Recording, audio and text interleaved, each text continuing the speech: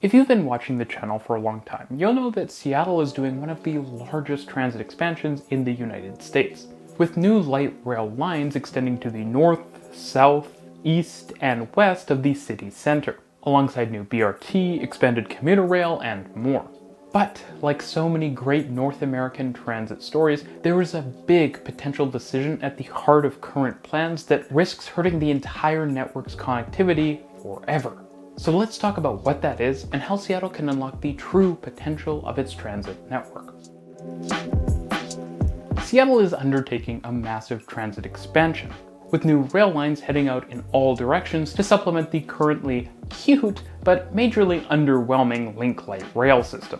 And that's important because the city's economy is booming and the region is growing really quickly. Which makes a lot of sense because the Pacific Northwest, or British Columbia South as I know it, is one of the nicest places in the world. A big upcoming phase of this expansion is known as ST3, which we discussed in a previous video a really long time ago that'll link up here. ST3 will add a bunch of really badly needed transit, including the main topic of today's video, the West Seattle to Ballard line. Now, while it's called a line, that's a bit of a confusing misnomer. You see, Seattle's transit plans have its current light rail line, known as Line 1 or Central Link, being extended all the way north to Everett and all the way south to Tacoma, which will mean that the line will be nearly 100 kilometers long or over 60 miles long. And a light rail line this long becomes completely unwieldy to operate because an end-to-end ride will be over 2 hours long, making staffing and the introduction of delays a real pain to manage. Because of this, the plan is to add a new West Seattle to Ballard line, which would be much lower use than the current Central Link. But then to split up both lines, so that trains run from Ballard to Tacoma and from West Seattle, as well as Redmond, up north to Everett. If this all feels a little bit oddly planned, well, yes. Seattle has a bit of a reputation for a long history of bad decisions in transit planning. Starting from rejecting a subway system decades ago and then sending it to the transit haven that is Atlanta, just kidding, and then going on to building a light rail line with the costs of a subway but the limitations in service of a surface running tram. I literally made a whole video a while back called "So You Built the Wrong Transit System." Fortunately, ultimately, most of these problems are fixable. And Seattle's transit has actually been so popular, especially for the United States, that if works actually have to be done at some point, I'm sure they will be. You can always remove some tram running sections and grade crossings, as well as expand capacity. But the new city center tunnel that needs to be constructed to bring the West Seattle and Ballard lines into the mix is the type of thing you only get one shot at. It's the linchpin in the entire ST3 expansion. And frankly, it will be at the center of the entire Seattle transit network. The old tunnel, which carries Central Link trains, has some weird design problems, which limit capacity and upgradability. Seemingly in part because it was originally built as a bus tunnel with the plan to convert it eventually into light rail, and actually at one point buses and light rail ran in the downtown Seattle transit tunnel. This tunnel, while functional for getting trains through the downtown, really only does that. It kind of avoids a lot of the key densest places in Seattle's city center, kind of skirting around the edge of it. But what it does hit is King Street Union Station, which is already a real hub, with the aforementioned light rail, which sort of acts like a suburban rail / light rail network for the region, Sounder commuter rail, and the very well used and very nice Amtrak Cascades route, which potentially will be converted into high-speed rail at some point in the future, connecting Vancouver, Seattle, and Portland. Make sure you're subscribed down below for a future video on that project, as well as BRT light services, trolley buses, and even one of Seattle's streetcars. Yes, it still has 2 separate lines that aren't connected, but that's again a topic for a different video. Now, all of this could come together to be a hub like Toronto Union Station, with massive transportation interconnectivity as well as shops and services. Just like Seattle's Central Station, Toronto Union Station also has stadiums right nearby, meaning a ton of transit trips are generated just because of sports events. So Seattle clearly has the beginnings of an epic green transportation hub at King Street Union Station. So of course the new downtown tunnel, meant to connect areas of the downtown not currently all that well served by the rapid transit network, is going to connect really nicely to it, right? Might we even see an epic cross-platform transfer interchange station? Unfortunately, that's not the leading plan at the moment. And not just not having cross-platform transfer, but not even having an interchange at the station at all, which I shouldn't have to say, but is really bad.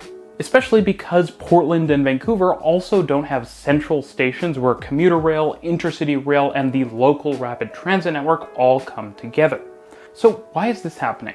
Well, King Street and the light rail station at the same location, which has a different name, Chinatown International District, it's a personal bugbear of mine when you have two stations which are connected with different names, are, as you might expect, located in Chinatown, a neighborhood which has legitimately suffered with construction and displacement over the years, including both for I-5, the interstate highway that travels through downtown Seattle, as well as for the original light rail line. And because of all of this, impacting the neighborhood is really unpopular. At the same time though, the really bad soil quality in the area, which is a mix of landfill and debris from the famous Seattle fire, means that tunneling is also an option that Sound Transit, who coordinates the region's transit plans, really wants to avoid.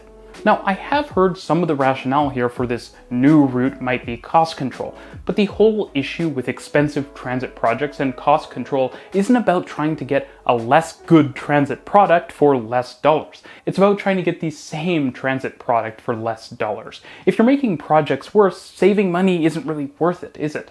And the truth is that if you're tunneling anyways, you're always going to be taking a risk. So why not take a slightly larger risk for a much higher payoff by connecting to Chinatown International District and King Street Union Station? There are too many names for this station. Unfortunately, the impact this will have on the transit network is enormous.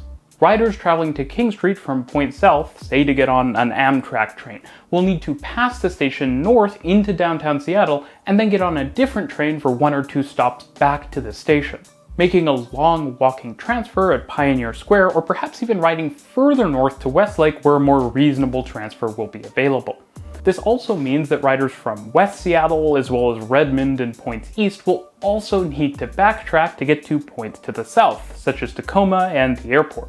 This also weakens what could be an epic transit hub at the middle of a revitalized Chinatown neighborhood, which is still going to see construction in it no matter what, because it's a central neighborhood and transit needs to go somewhere.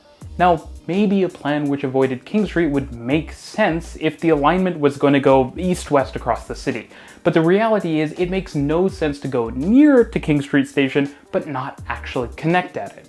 Building a massive, expensive new downtown transit tunnel and not connecting to what could be the largest transit hub in the Pacific Northwest is crazy. But what's worse is that this alignment somehow also misses out on a station in Midtown, which would be one of the most used stations on the entire Seattle transit network, and would provide access to core parts of Seattle's downtown that aren't currently that well served by Link, but also parts of the important First Hill neighborhood. Now, this seems to be justified by a replacement connection instead of Chinatown International District at Pioneer Square, but that connection is going to be bad, and it's duplicative of the existing alignment. So my guess would be a lot of people will both be better and will actually just ride to Westlake and change there instead. Now, I might support giving up the Midtown Station if it meant a proper hub at Chinatown International District, but that isn't what's happening. This plan is the worst of both worlds. And for me, it's not even clear that it's less expensive in the medium to long term. That's because a key point of judging the costs and benefits of a transit project is the amount of time they save people, and the massive amounts of wasted time necessary at the core of the transit network where the most riders are going to be riding will mean massive costs for this less direct route. At the same time, since this option gives you only really one good interchange between the two trunks of Seattle's light rail system at Westlake, because Pioneer Square will again be a long walk, this plan risks overcrowding Westlake, which is a real problem in transit networks that only have one major hub. And what that could mean is very expensive upgrade projects being needed for a station at the center of Seattle, which isn't cheap. All of this obviates any cost savings from the changed alignment, and worse still, it means a lot of congestion and wasted capacity at the center of the network, which is where new tracks are the most expensive. Not having a major rapid transit hub at both the north and south ends of Seattle's downtown would be a really bad idea, because it would mean that anyone traveling to the south or to the east would have to go through Seattle's downtown when really they could change to the south of it. So if Seattle wants to kick its history of half-baked transit ideas, it needs to change this plan. A route via King Street's costs will be higher, as will the disruption, but the cost of not doing anything will be even higher than both. And if you want transit to actually be competitive with driving, well, you need to have good connections and strong hubs. I really hope this is rethought, because there are other options which seem at least plausible, including cut and cover on 4th Avenue, Terrace Street, and 5th Avenue, with room under Goat Hill Park for a potential curve, which shouldn't be necessary but would be worthwhile if it meant this major transit hub still gets to exist.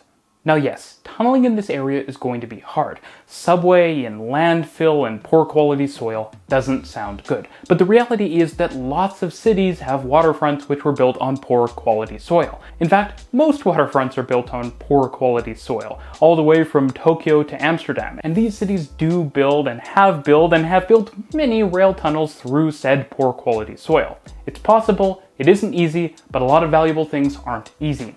Modern tunnel boring machines such as earth pressure balance machines are magical and use their earth pressure balancing powers to keep crappy soil out of the tunnel while you're excavating it, so a lot is actually possible.